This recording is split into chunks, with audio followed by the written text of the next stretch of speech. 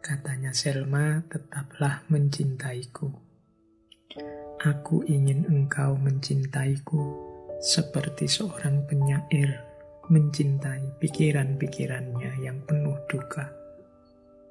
Aku ingin engkau mengenangku seperti seorang pengembara mengenang sebidang kolam yang tenang, tempat citranya membayang ketika ia meminum airnya. Aku ingin engkau mengenangku seperti seorang ibu yang mengenang anaknya yang mati sebelum sempat melihat cahaya.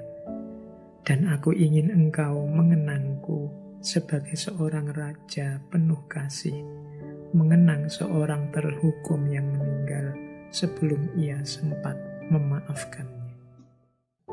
Dan Gibran mengomentari kuatnya hati perempuan itu di novel itu. Misalnya dia bilang begini, hati seorang perempuan tak akan berubah oleh waktu dan musim. Bahkan jika mati, hati itu abadi, tak akan hilang tersisih. Hati seorang perempuan laksana sebidang lahan yang berubah menjadi medan pertempuran. Sesudah pohon-pohon ditumbangkan dan rerumputan terbakar dan batu-batu karang memerah oleh darah dan bumi ditanami tengkorak dan tulang belulang, ia akan tenang dan diam, seolah-olah tiada sesuatu pun terjadi, karena musim semi dan musim gugur datang pada waktunya dan memulai pekerjaannya. Jadi Gibran ini mengagumi kekuatan seorang perempuan. Kalau teman-teman jeli, perempuan, apalagi ibu kita, nanti di Al-Ajniha Al-Mutakasirah itu ada beberapa paragraf yang menjelaskan betapa mulia, betapa dahsyatnya seorang ibu. Jadi kalau ada bencana, kalau ada ontran-ontran, ada huru-hara, ada di situ kalimatnya rerumputan terbakar, batu-batu karang memerah.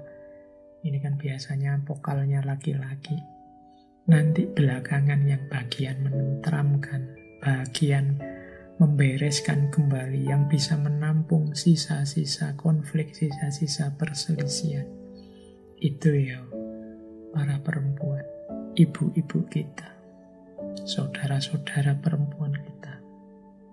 Jadi di situ kata Gibran, kunci kuatnya perempuan.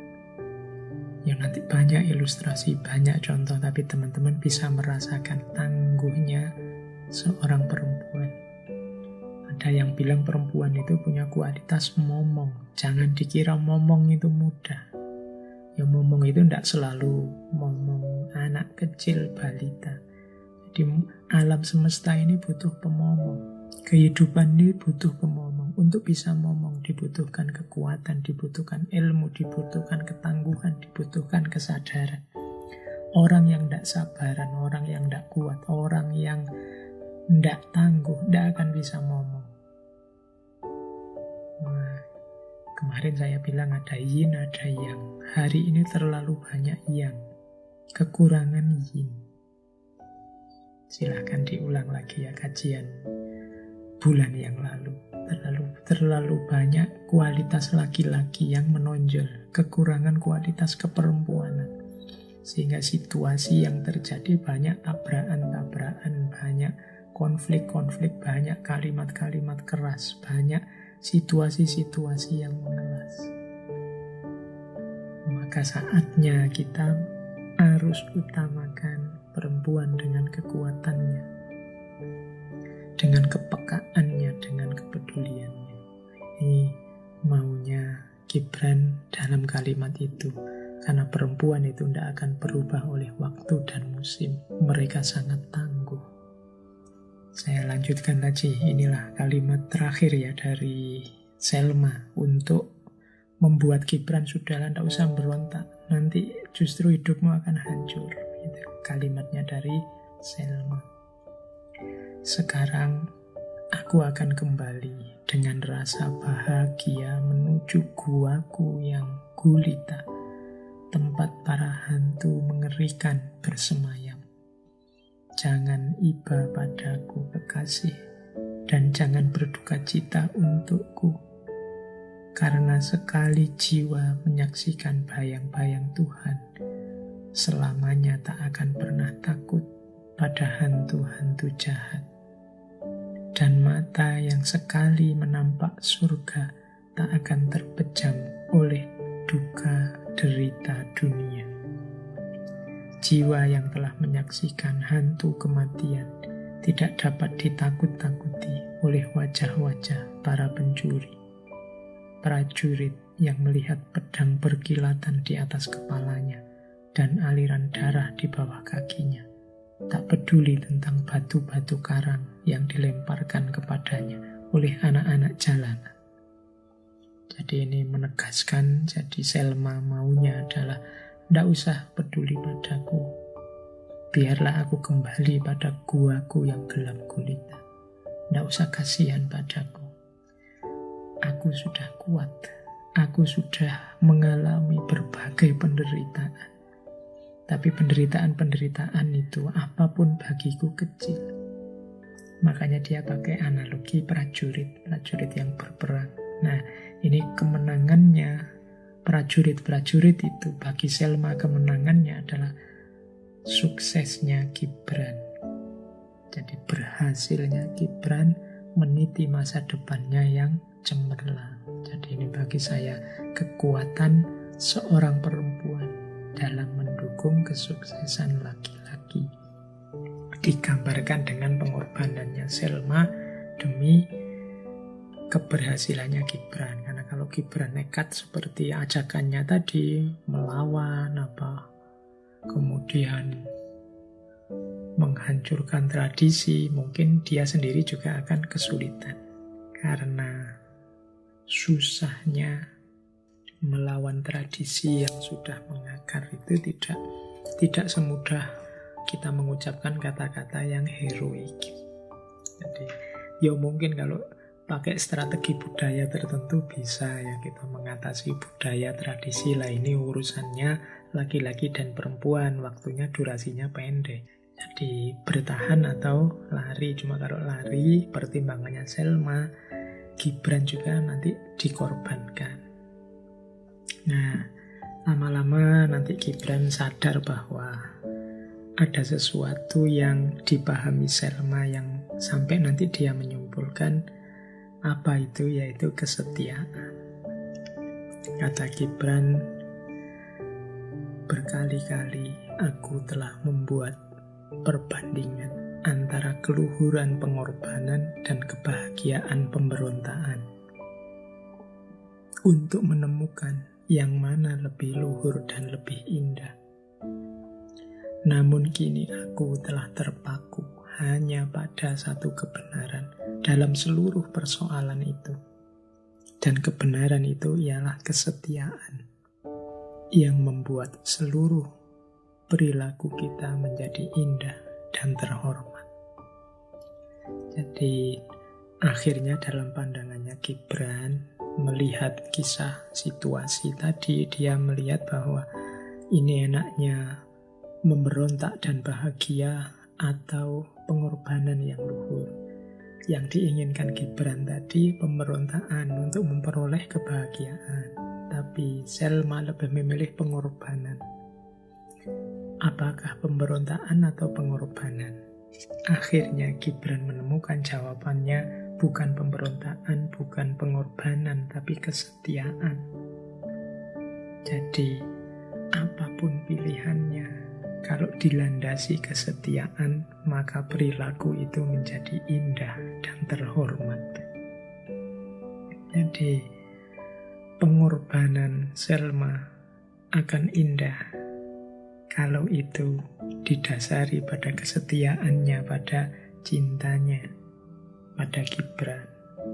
Sebenarnya juga pemberontakan pun akan indah kalau dasarnya adalah kesetiaan pada nilai-nilai cinta, pada nilai-nilai kemanusiaan, pada nilai-nilai keadilan untuk membebaskan diri dari kezaliman. Jadi dua-duanya bagus asal didasarkan pada nilai kesetiaan, pada kemanusiaan, pada cinta dan keadilan. Akhirnya ya karena tidak mungkin Gibran memaksakan keinginannya pada Selma, jadilah Selma tetap hidup dalam keluarganya dan Gibran sendirian.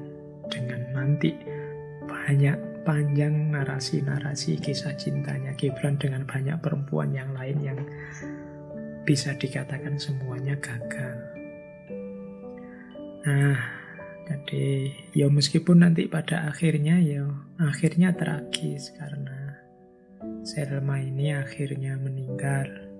Kemudian dia sempat punya anak juga, bayinya meninggal. Jadi diakhiri dengan tragedi-tragedi untuk membuat isinya novel ini semakin muram, semakin sedih.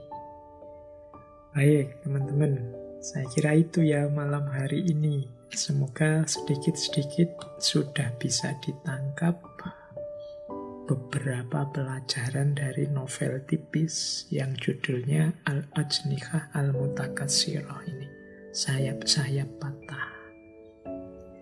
Apakah dengan berakhirnya kebersamaan, berakhirnya kedekatan, berakhirnya pertemuan dalam cinta, berarti cinta itu hilang? Ya tentunya tidak. Seperti tadi Gibran dengan kata-kata yang panjang, apakah pagi hari, siang hari, atau malam hari, cinta akan tetap menemaniku? Apakah musim panas, musim dingin, musim semi, musim gugur, cinta akan tetap bersamaku. Itu kalimat-kalimatnya Gibran. Saya tutup sesi malam hari ini dengan kalimat-kalimat yang nadanya sama dari Selma. Katanya Selma, tetaplah mencintaiku.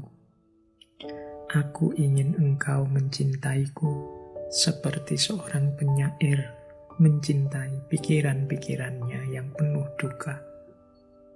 Aku ingin engkau mengenangku seperti seorang pengembara mengenang sebidang kolam yang tenang, tempat citranya membayang ketika ia meminum airnya. Aku ingin engkau mengenangku seperti seorang ibu yang mengenang anaknya yang mati sebelum sempat melihat cahaya. Dan aku ingin engkau mengenangku sebagai seorang raja penuh kasih, mengenang seorang terhukum yang meninggal sebelum ia sempat memaafkannya. Jadi mungkin kita tidak bertemu lagi, mungkin kita tidak bisa bersama, tapi kenanglah aku selalu dalam cintamu padaku dan cintaku padamu. Sebagaimana seorang penyair mencintai pikiran-pikirannya dalam situasi duka cita, sebagaimana seorang pengembara yang mengenang sebuah kolam yang dia temukan dan tempat dia minum, atau seorang ibu mengenang anaknya yang mati sebelum melihat cahaya. Jadi ini kan kenangan, maksudnya kenangan yang tidak mungkin dilupakan, kenangan yang akan selalu hidup.